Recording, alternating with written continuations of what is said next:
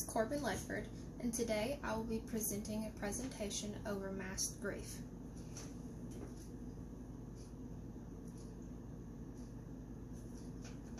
Author Vicki Harrison says grief is like the ocean. It comes on waves, ebbing and flowing. Sometimes the water is calm, and sometimes it's overwhelming. All we can do is learn to swim. Grief has many faces. Some of these faces include anger, delayed grief, exaggerated grief, and masked grief.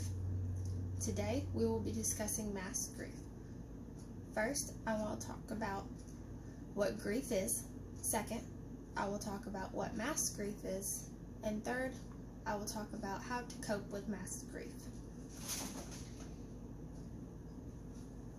Grief is a natural response to loss.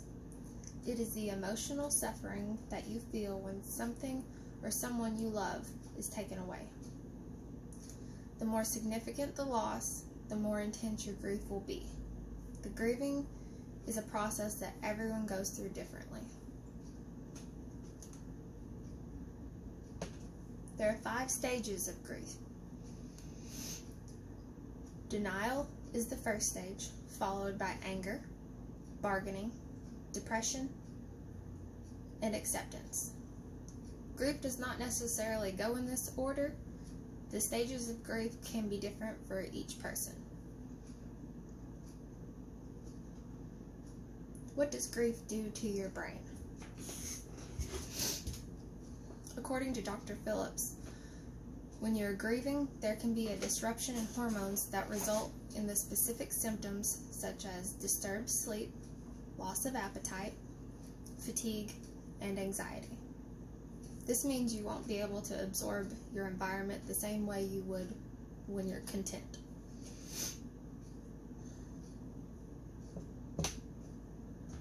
There are also many symptoms of grief. A few of those that someone could expect to experience is shock, anger, sadness, insomnia, and low productivity in their daily activities. What is masked grief exactly? Let's take a look.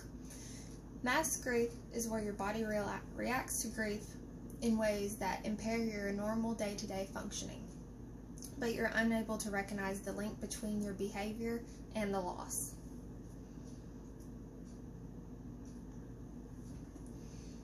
Here are a couple of pictures that represent masked grief.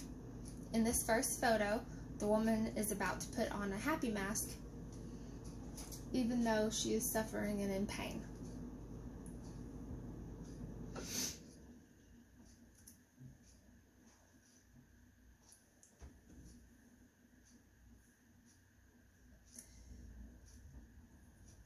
In the second photo, the woman has many facial expressions hanging up, and she's choosing which one she would like to put on for the day. Just like in the first photo, she is covering up her true feelings. Sometimes people choose to hide their feelings instead of expressing them. A traumatic event such as death may happen, and you want to hide any emotion that you have. We try and convince ourselves that we're okay, but deep down we're not.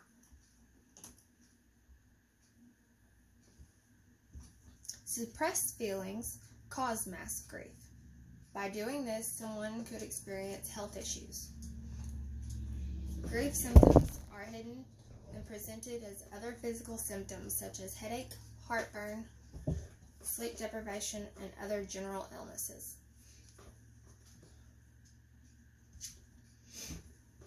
We may not connect our grief to the underlying cause of these symptoms. We just think something else is happening to us.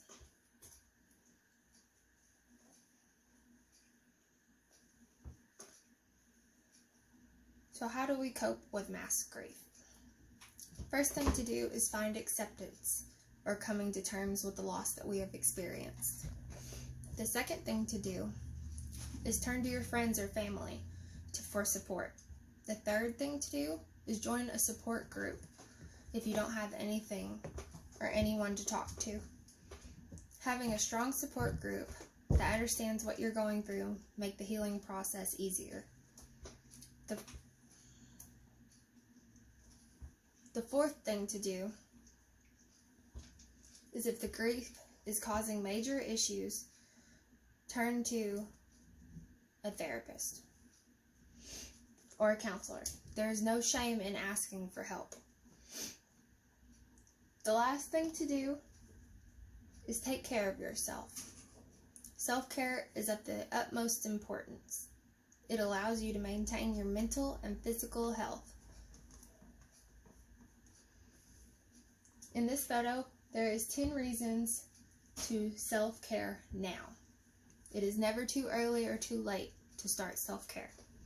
The first reason is, when you are challenged both physically and mentally, you push yourself to be better. The second, it allows you to find your misplaced self-esteem.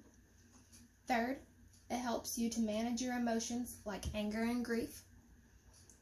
Fourth, it allows you to overcome fear that might hold you back from things you enjoy. Positive thinking is a very important part to a healthy life, and self-care allows you to find peace and happiness within. Sixth, regular practice self-care techniques reduces your stress and leaves you feeling calm and in more control. 7, it gives you time to relax, meditate, and reflect on issues that you have to solve. 8, you are able to live a more balanced life. 9, it gives you renewed energy.